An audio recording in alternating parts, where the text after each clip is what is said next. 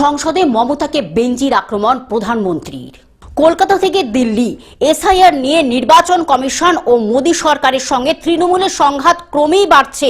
বুধবার এসআইআর মামলায় নজিরবিহীনভাবে সুপ্রিম কোর্টে দাঁড়িয়ে সওয়াল করছেন মুখ্যমন্ত্রী।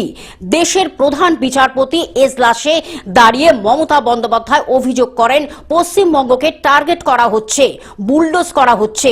পাল্টা বৃহস্পতিবার রাজ্যসভায় নাম না করে মমতা বন্দ্যোপাধ্যায়কে আক্রমণ করেন নরেন্দ্র মোদী।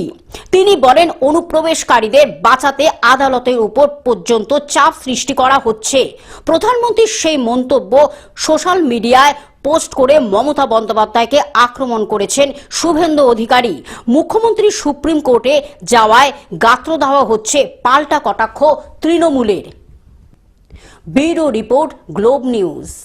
এখন থেকে গ্লোব টিভি দেখুন আপনার স্মার্টফোনেও। গুগল প্লে স্টোর অথবা অ্যাপল স্টোর থেকে ডাউনলোড করুন গ্লোব টিভি লাইভ অ্যাপ। এছাড়া জিও টিভি অ্যাপ থেকে দেখুন গ্লোব টিভি লাইভ।